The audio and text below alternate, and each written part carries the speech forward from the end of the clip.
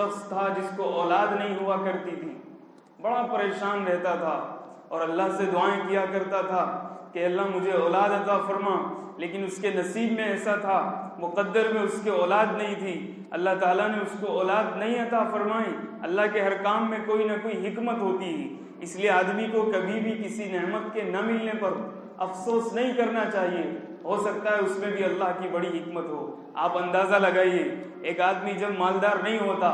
غریب ہوتا ہے، پھٹے پرانے کپڑے پہنتا ہے تو اللہ کو زیادہ یاد کرتا ہے، اور جب اس کے پاس چند ٹکے آ جاتے ہیں، چند پیسے آ جاتے ہیں تو مسجد کا رستہ بھول جاتا ہے، وہ ہر بات میں اپنی ہی دادا گیری دکھانے لگتا ہے، وہ اللہ کی طاقت کو بھلا بیٹھتا ہے۔ تو یاد رکھیے، اللہ جس حال میں بھی ہمیں رکھے اس میں اللہ کی کوئی نہ کوئی ضرور حکمت چھپی ہوئی ہے جو ہمیں سمجھ میں نہیں آتی۔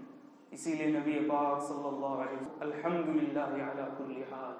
اللہ میں تیرا ہوں، تو جس حال میں رکھے میں راضی ہوں،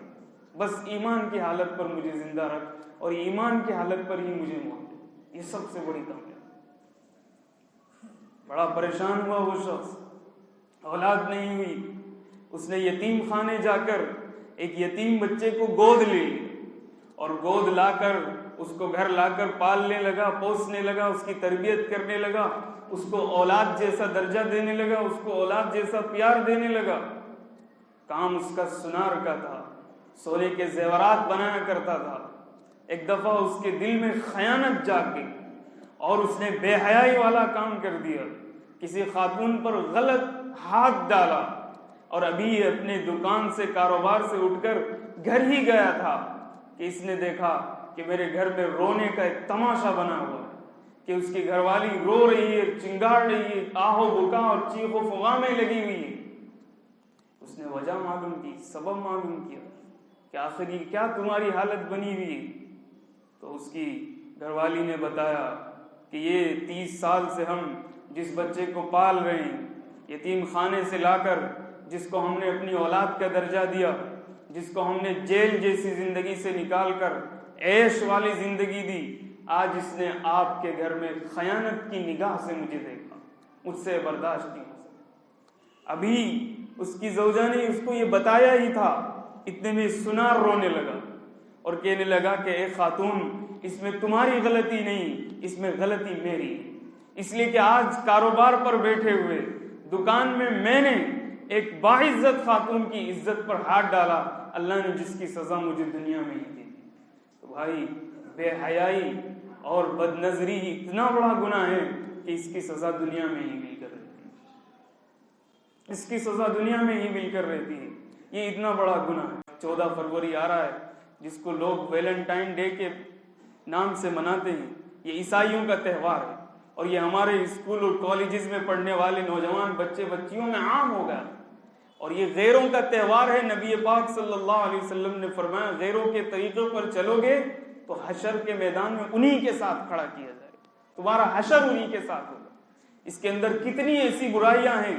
کہ روز دے کر پرپوز کرتے ہیں، کوئی گرین گفٹ، کوئی ریڈ گفٹ دے کر پرپوز کرتا ہے، اور ایک ناجائز عشق و محبت وجود میں آتی ہے جو زنا تک لے جاتی ہے۔ کتنے ماں باپ کی معصوم بچے اور بچیاں اپنی عصمتیں کھو بیٹھتے ہیں اور شیطانی ہوس کے شکار ہو جاتے ہیں۔ اس لیے ضروری ہے نگرانی کرو اپنی اولاد کی،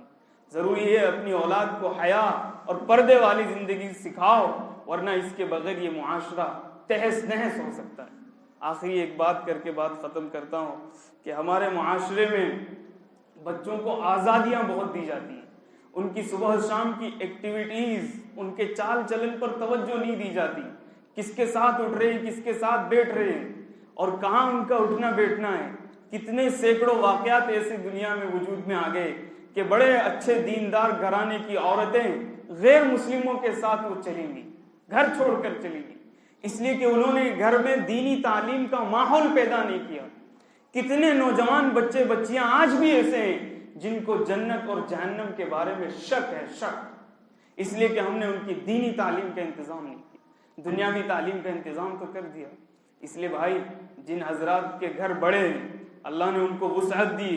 بڑا ہال ہے یا بڑا مکان ہے، تو ان کو چاہیے 15 دن میں یا مہینے میں یا ہفتے میں یا 20 دن میں دینی اجتماع رکھیں اپنے گھروں میں، آپ حضرات یہاں مسجد میں آ گئے, بیٹھ گئے, دین کی باتیں سن لی, خواتین کی فکر کون کرے گا؟ ان میں دینی اجتماع رکھو,